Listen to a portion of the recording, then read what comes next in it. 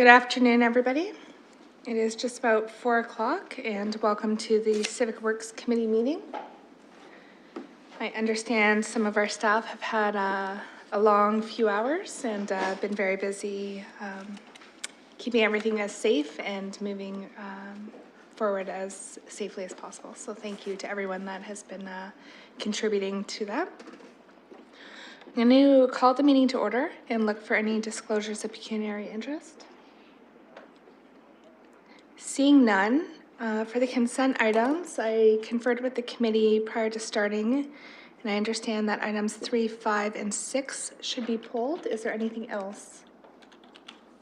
If not, I'll put the others on the floor for a motion and a seconder, and then I will start a speakers list for comments.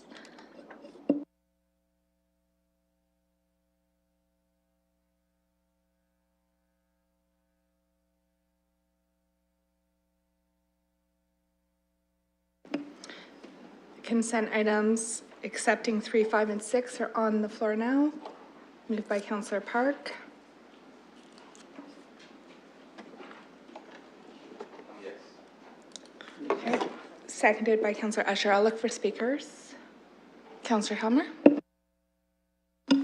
Thank you. Just on a couple of those items. Number 7, really happy to see that transfer payment agreement, $3 million to help us do the north branch of the Thames Valley Parkway. I know that that was a project that was having some budget challenges to actually get it delivered on time. We were looking at having to delay it. Instead of having to delay what is probably the most important cycling infrastructure connection we can be making, to wait until we found the money, we were able to do it with the provincial support. So it's really great news for cycling in London. I just wanted to comment on that. I'm really glad we're not delaying it. And on number 12, I think these are really good comments to be passing along, especially in terms of how long it takes to review the Part 2 orders and make a decision on that. There might be other things we need to adjust in the EA process as well, but that one in particular, I think the chart that shows how long it takes in terms of turnaround time for the minister to make a decision, that's good feedback to be providing into that process as well.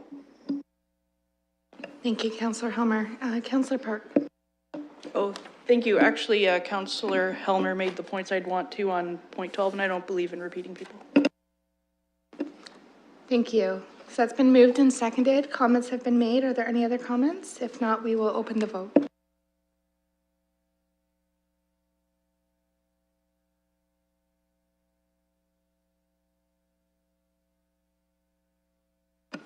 Closing the vote, the motion carries 4-0.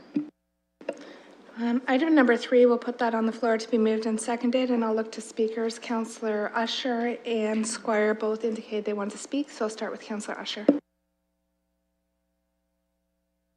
Thank you, Madam Chair. This is a very valuable project, and I think that it's something that we've been working on for a long time, and we really need to see these projects go ahead. But I do have a couple of questions. One of them is to do with on page 9, it says 3 significant changes combined over $700,000. Is that the value of the contract, or is that the value of the administration? Because the way I read this here is that we're asking for $473,000 to be added to the contract administration. Is that within this $700,000, or is that separate? Could you help me out? Through the chair, the $700,000 refers to a series of change orders that were provided by the contractor to our staff, the consulting team, that we ended up mediating and going through mediation process on. So that is something that was through the original contract and that was supported through the original contract. We're not asking for any further money to be put towards this $700,000. It's just showing the magnitude of one of the pieces that the consultant was working on. And that's what I thought. So the $38 million, which is the contract on page 8, that $700,000 will be added to that $38 million, right? Whereas what we are approving here is the $473,000 to be added to CH2M administrative contract. I'm trying to get clarity on those. Through the chair, the 700,000 is actually included within that existing contract because there was a contingency amount within that contract, so we're not asking to increase that amount at this time. But the additional request, it's still within the overall budget for the project for the consulting fees, but it would be on top of the existing consulting appointment for CH2M Hill. Thank you. So the CH2M is asking for $473,000 on top of the $4 million for their contract administration. Is that is this $700,000 so much that they need $473,000 in addition? Or is it more than $700,000 that we just don't see here?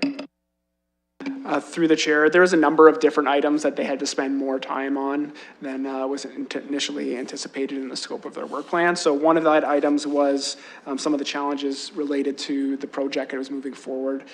There was a number of different technical challenges. They found, I think it was a 30,000-year-old tree during the excavation, so there was a lot of different technical challenges during the scope of the project. As well, during the project, it was anticipated that they would need to be on site for 8 hours per day, when it was found that the contractor was able to move forward more quickly with 10 hours a day. They've moved to a 10-hour supervision schedule.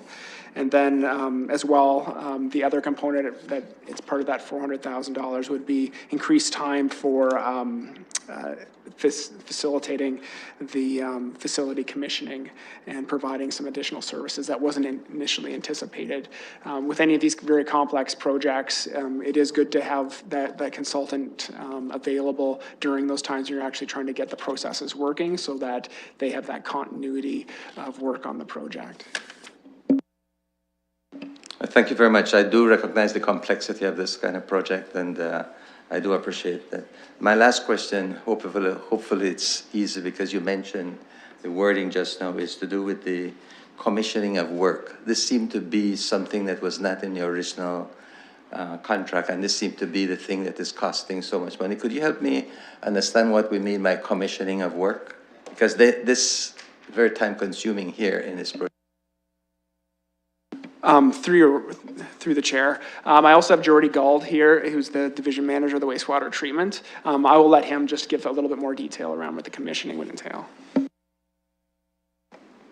Speaking through the chair, the major concern or the addition of the commissioning of the works relates to the hydraulics and all of the chemically enhanced treatment that went in with it. There's an entirely new headworks which will impact the hydraulics of the way the plant works. We didn't really, when the original contract to CH2 went out, we didn't include that in the scope of that job. But with the size of the new inlet works and the integration of the wet weather flow treatment and the storage and everything else, it really impacts. And we needed to get the operators up to trained and what to expect with that. So in a condition like we're having the last few days, they're more familiar with it. So we brought CH2 in to help fulfill that part of the job, and then even to properly commission all the equipment that's in there and get it working.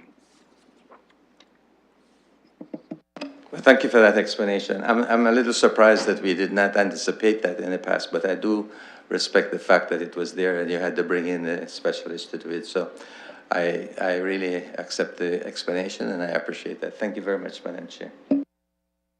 Thank you, Councillor. Councillor Squire. Through you, Madam Chair. If you could clarify, I still don't understand, what does the term commissioning mean? What does it mean? If you could answer that. I don't know if anybody, I'm perhaps just me. I don't have an engineering background. What does it mean, commissioning? If someone could help me.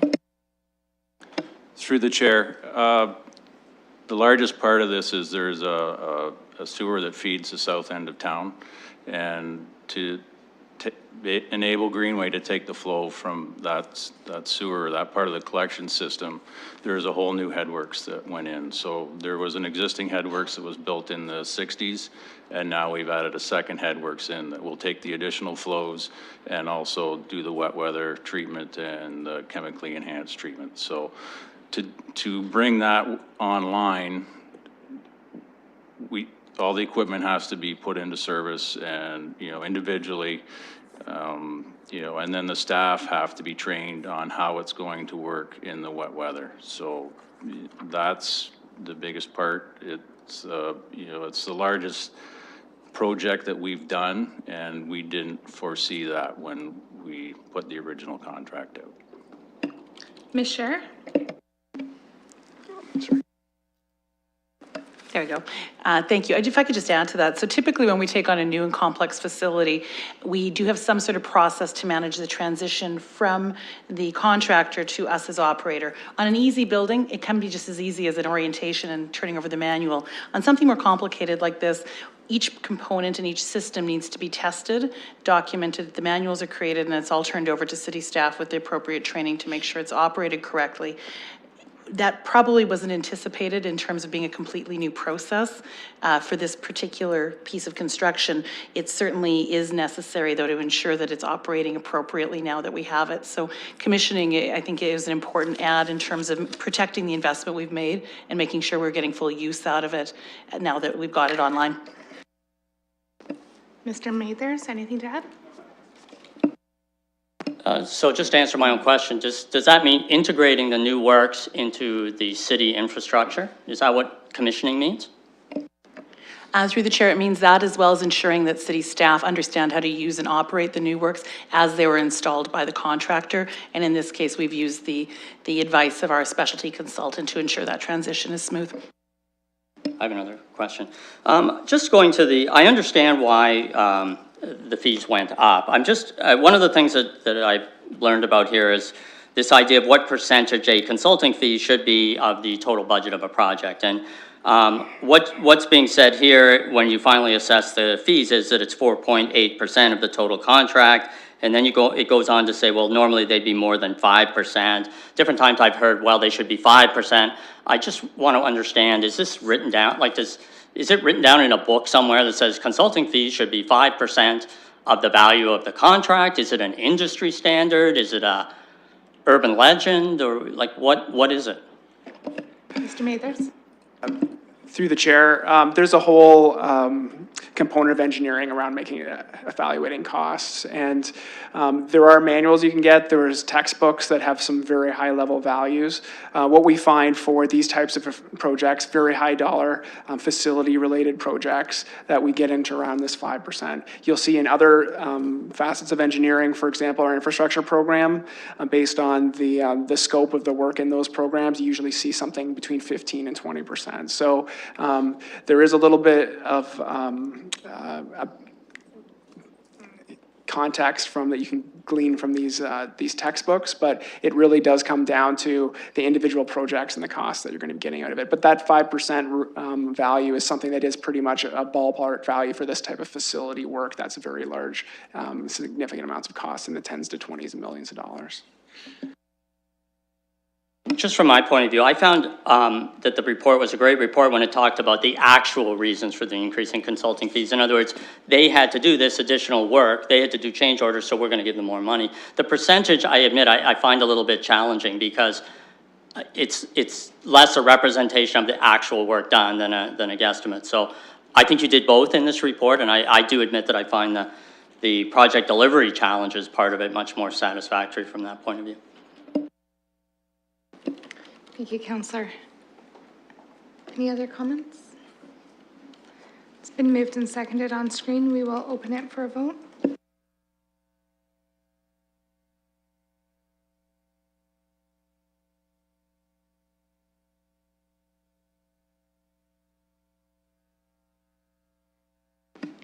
Closing the vote, the motion carries 4-0. Thank you. Item number 5 was pulled. Councillor Squire? Yeah, this is really a continuation of the question I just asked. For another project, on this project, we see different fees. It says total for engineering fees, detailed design and contract administration is 12.78% of the total value. Now, so I'm obviously interested in how that, the relevance of that figure, the 12.78%, is that, are they doing more than consulting? Is that within the range? That sort of thing. Mr. Mathers? Through the chair. So this project is more of a hybrid between a facility and a linear infrastructure because it's going to have a force main as part of it, and then it also has a facility. And the dollar amount is definitely much lower than the Greenway expansion. So what we would anticipate for a project like this is that you get into about the 15% range for consulting. So that maybe adds a little bit of context, and that wasn't included in this report and it wasn't the other, so probably we should either do it in both spots or not at all if it's not helpful to people. But in this type of project, it's the 15% is what we're more likely to see. Are there any other comments on number 5? Seeing none, I do need a seconder, and we can open the vote, and I'll ask a question to staff that shouldn't impact the vote, but we do have a report coming back. It's on our deferred matters list around consulting costs. When that comes back, could we tie in some of how costing is estimated as well, just to give people a general understanding? Madam Chair, that would not be a problem. Okay. And we can open the vote.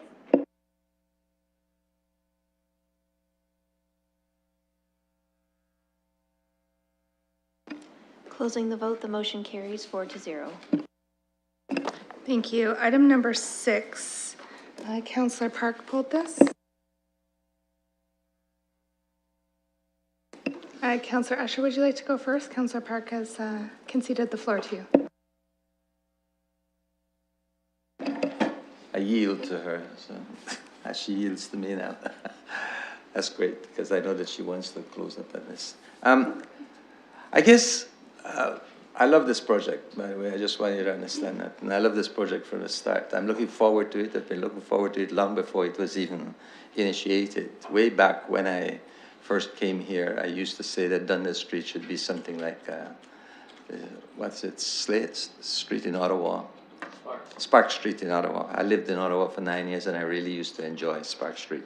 I do realize that this is a little different, but I'm just saying that way back then, and I used to be told, no, we'd never do that. So it's nice to see that we are coming around to something like this.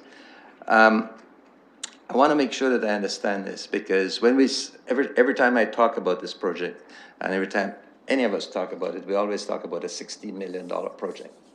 And what I'm hearing here now is that this is $26 million, but $12 million are coming from the utility companies, such as, pretty much 27. But $12 million are coming from the utility companies such as Bell and Union Gas, et cetera, et cetera. So they're paying us, and then we are doing, through you, Madam Chair, they're paying us the $12 million and we're doing a contract, or they're going to be paying the contractor as it goes along that portion of the money. Can somebody, I'm looking to find out how this $27 million will be administered based on the fact that we have the construction and then we have all these utility companies for approximately $12 million.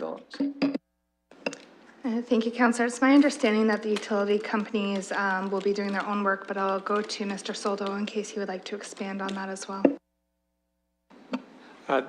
Through the chair to the councillor, this is one coordinated project, so all the work that is being done on this project is going to be funneled through the city itself. So the tender put out the work not only that we needed to do, but what the underground utilities needed to do. So it's one contract. We'll be getting the money from the utility companies, and we'll be paying the utility companies through the city. Sorry, I didn't quite get that. So I understand the one contract part, but the utility companies will be doing their own? Is this what you just said? Through the chair to the councillor, no, this work is being done through this contract. Everything is through one contract. So utility companies gave us the scope of work. We tendered it as part of this. Their subcontractors were allowed to bid on it, and they are part of the greater team. So they will be, will the utility companies, such as Bell Canada and Union Gas, are they going to be providing any form of supervision or overseeing? Because they got some very unique way of doing their underground work. And I just wondered how we're going to be handling that administration part. I'm going to ask Mr. McCray to provide a greater clarity on this, but it is the companies themselves are overseen by the city as well as our contractor, but he can maybe expand upon that. Yes, each utility company has very specific and unique needs, and these were incorporated into the one consolidated contract. So, you know, items such as approved subcontractor lists to get the work done as per the individual utility needs. The administration of the contract is being overseen by the city's consultant, Dillon Consulting, and they will administer all the work in the contract, including the utility work. That said, the utilities, where they have specific interests and concerns with their work, they are also going to be, you know, they're also part of the project team and will be able to inspect and do specific testing where their interests lie. Three more quick questions. With respect to the utility provisioning, let's just take Bell Canada, for example. I'm assuming that you're going to be putting ducts in there, but you wouldn't be laying the cables, right? Bell would come back and lay their cables afterwards. This is what I mean by unique way. Is this contractor going to be involved with the actual cables or just the duct work for those cables? Or is it going to be all buried? The scope for each utility company is unique, and it's governed by what the utility company identified as their scope in the contract. So it's not a one-size-fits-all. And where a utility company prefers to pull the cables through the ducts themselves, and that can be done with minimal disruption at a later date, that was, you know, that kind of approach is incorporated. So, Madam Chairman, that's part of why I asked the question, because I suspect that we would put in the ductwork and people like Bell would come in afterwards and pull their cable, that it wouldn't be a part of this contract. And the reason I asked, the other part of why I asked the question, if that was so, if we were going to pull the cables in, I was going to ask if we're putting any fiber optics along this route for those utility companies. If it's Bell who are doing it, then we would have to ask them if they're going to do this later on, because maybe the cost of the actual cables are not there. This is what I was trying to find out. I am just assuming that they will not, that they will do their own pulling, but in the event, it would be nice to work out something with them that they would ensure that they have fiber. I'd be very surprised that in this day and age that they would not be putting fiber in, but I'm throwing it out. Do you have any comments on that?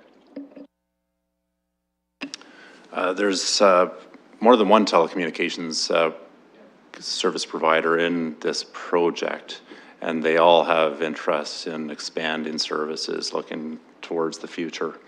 Just looking at Bell's, a brief description of their work is that this city's contractor is to install manholes and duct banks, and then it doesn't mention pulling cables, so I'm pretty sure that is being done by Bell Forces.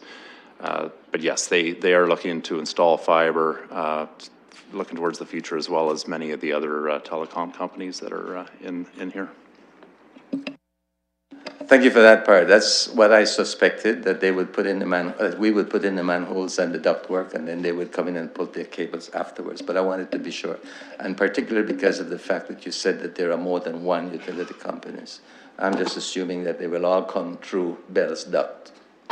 But that's for their problem. I just want to be sure what we are doing as part of the contract.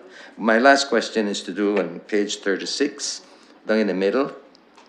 You say the value of the city and external utility works in the lower tenders were $14.7 and $12 million respectively. Could you explain that to me? Help me understand what that is.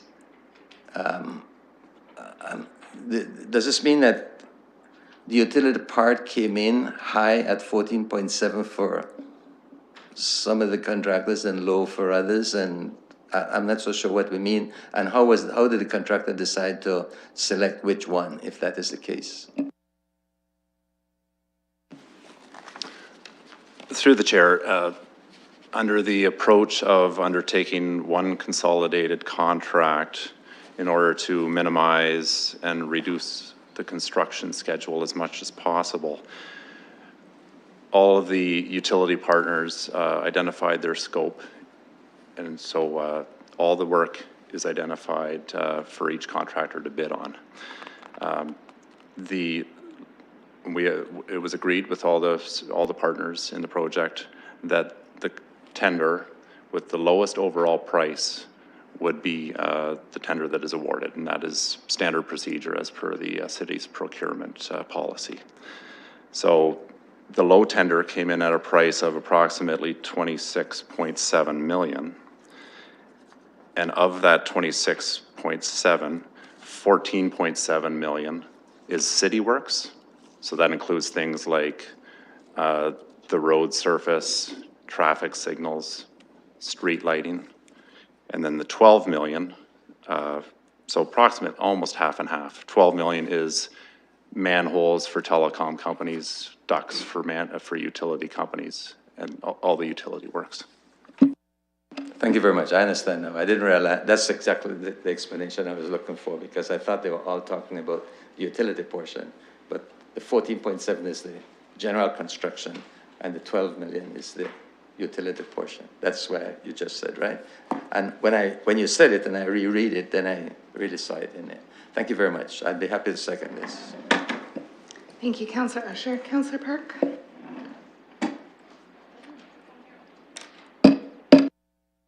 Thank you, Madam Chair.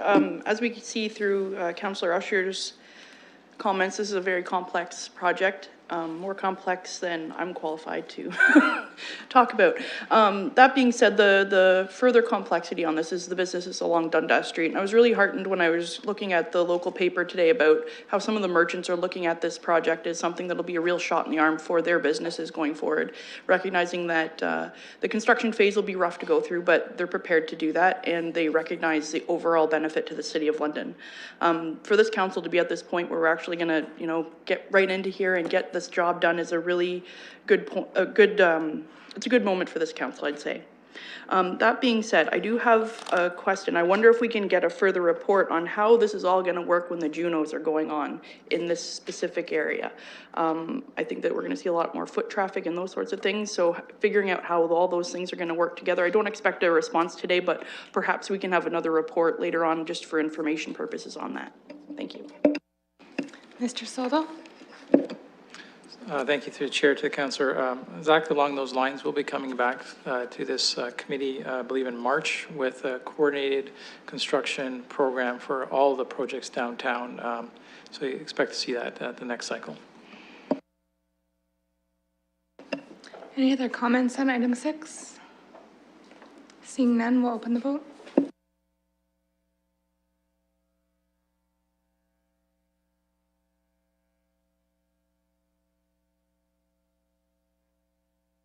Closing the vote, the motion carries 4-0.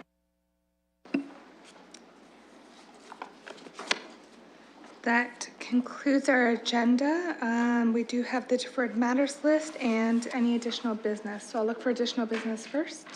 Councillor Park. Thank you, Madam Chair. I just wanted to take this moment to thank staff, both in Ms. Chair's area, but also in communications, for all the information that's been coming out to my constituents. As we all know, I represent a lot of areas near the river, and there's been a lot of impacts to property owners there, and I've heard a lot of positive feedback about how hard the city's been working, how quickly and timely the information's been getting to people. So I just want to thank everybody. I know that there's been a lot of hours over the last few days, and it's very, very clear that each and every one of these people love their jobs and they love this city, so thank you. Thank you, Councillor Park. Seeing no other additional matters, deferred matters list. Can I get a mover and a seconder for that?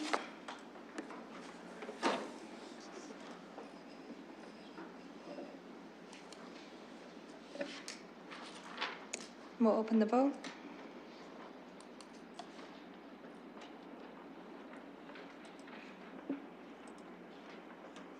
Closing the vote, the motion carries 4-0. Thank you. And a motion for adjournment. Counselor Park, second by Counselor Usher. All those in favor? Any opposed? That carries. We're adjourned.